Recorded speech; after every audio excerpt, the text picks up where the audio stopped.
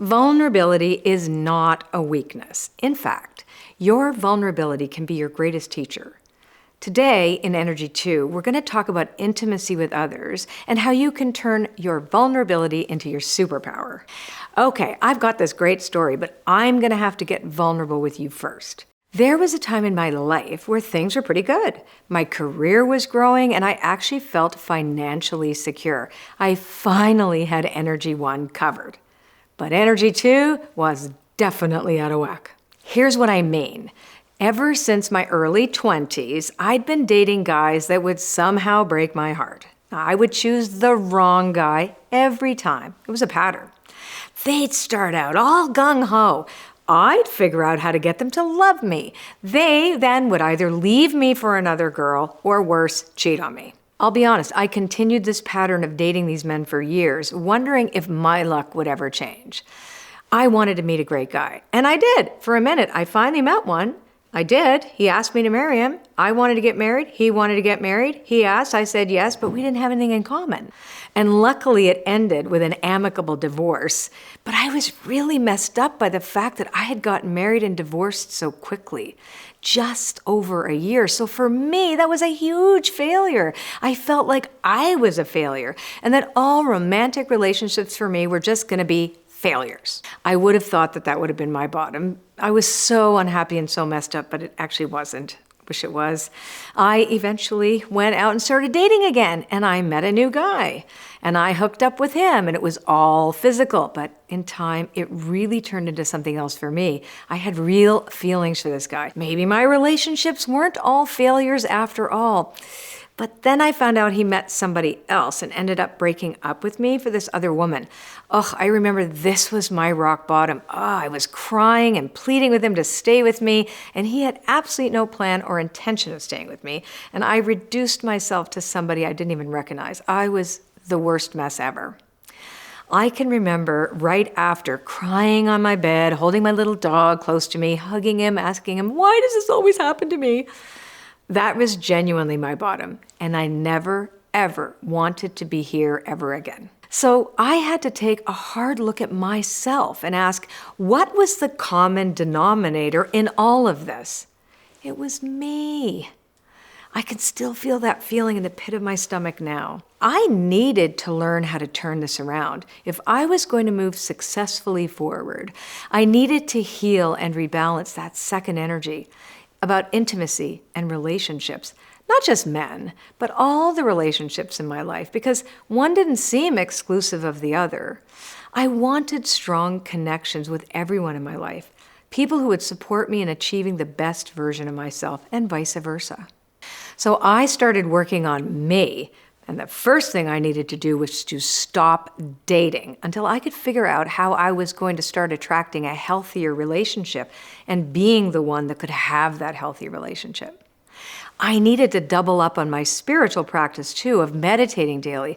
I went to therapy and started recovering my self-worth and self-respect. And I remember from that process, after a year, when I decided I might be open to dating again, I said I needed to make a list of 5 things that the next man had to have, but things that would align exactly with my core beliefs that strengthened my self-worth. So I made that list and I decided coffee only, no sex, and then I'd see. So I started dating again, sometimes speed dating like I was trying on shoes, just so I could see the person, not from my neediness, but from my wholeness and self-worth. And when I did this, I started noticing patterns and ended things right away if there were red flags from my list. Now, it was a great exercise for me to show that I was putting myself first for the first time in a long time, building on that second energy so it would become the powerful ball of energy that it should be, supporting my sense of self and self-worth with healthy boundaries. So I kept working that second energy, meditating, journaling, and then soon enough, I did start attracting men that were healthier. And that was a huge epiphany. What I noticed was that I wasn't attracting men in my life anymore that resembled any of the men I used to attract. I also noticed that what most of these men had in common is that they really respected women, they respected themselves, and did things in life that contributed to the good of the world, not strictly self-centered endeavors. And I got all excited about what was happening. So I kept working on this second energy. I was meditating, visualizing a healthy love relationship, strong, supporting my self-respect and self-worth, mutually respectful, and of course, being a good partner. Wow, the epiphanies kept coming in. The second energy was realigning, and it really didn't take long once I started working with it. But the final test came when I actually found a man I really fell for, like for real. He had everything checked on my list except one thing: financial security. You see, I had worked so hard to become financially secure, so it was really important to me that the man in my life was also in a secure place with his finances. So I was at a crossroad. Now, I'd made a lot of progress towards making sure I would never again go down that wrong road again. But at the same time, I had to trust that I could put myself first and not regress to my old habits. So it was actually a tricky time in my life. I really enjoyed this man's company. And I had to ask myself, if I put myself first, use that energy I'd been working on, and share myself with someone else, how could I be trusting of myself with integrity for myself? Now, this man was also being very honest with me. He told me he was leaving. He was leaving to work on his career. So why wouldn't the new, fully functioning and self-respecting new me, why wouldn't I have just walked on? But I gotta tell you, I sure did some soul searching. Because I had that second energy balanced, I knew I could enjoy his companionship without any expectations for what that meant for a future with him.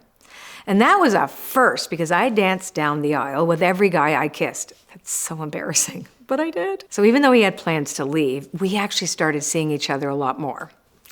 I was starting to really fall for him, so I meditated on it. And I really dug deep into that second energy, and I asked, what does my higher self want to do? But I also knew how great this relationship with this man felt like, and how I wanted it to continue.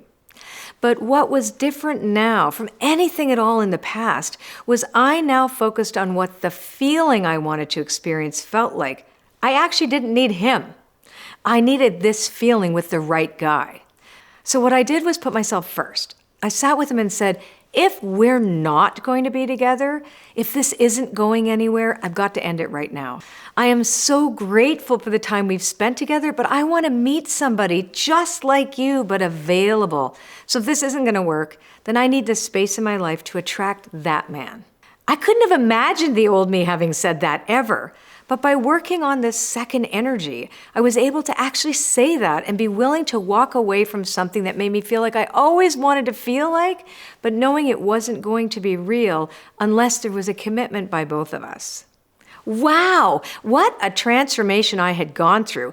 I had learned to love and respect myself. Getting that second energy center balanced and aligned, I was able to make great choices that supported everything that would make my life be even better. At the beginning of this video, we started talking about vulnerability. It's that vulnerability that allows us to see ourselves more clearly. And I started by looking at myself in the mirror, seeing myself, flaws and all, and that's when I found hope. But I knew that this newfound hope required action, and why I knew I needed practice to get me there. Okay, before I go on to talk more about this second energy, you're probably saying, Colette, don't leave us hanging. What happened with this guy? Well, he stayed and we got married. And he is a very, very successful businessman. And his name is Mark, and you've probably seen him around. And he runs my business. And he is the best thing that's ever happened to me. And I know 1,000% that I could never have found him if that energy was not in alignment, resonating with my higher self, my self-worth, and my authentic self. Okay, so let's talk about how we can turn on the light in that second energy so that your intimacy and personal connections in any relationship can bring out the best in you. But first, in the last video, we talked about energy 1 and what I did to build that up. And if you haven't seen that, please go back and watch it after this. A little pop-up is going to show up right now in the top right corner, and I don't know which one it is. So to quickly recap, the first energy is about getting grounded in the material body of your life, feeling secure and understanding yourself.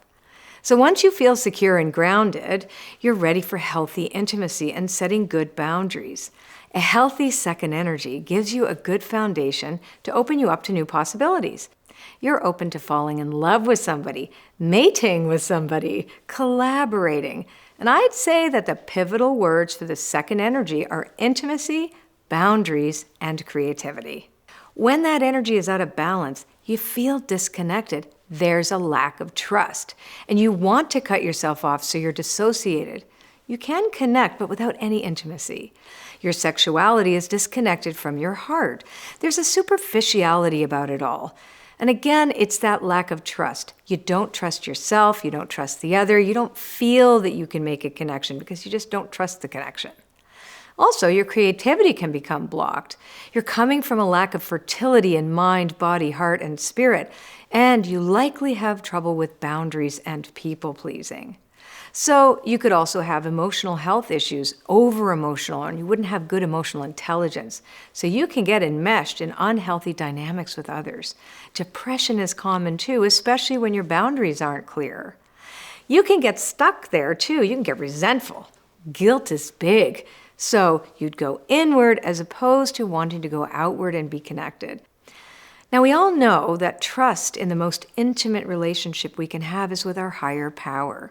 And I believe that it's the higher power that moves through every single one of these energies. That when you bring that into it, you bring it back into balance much easier than if you try to go it alone without your higher power.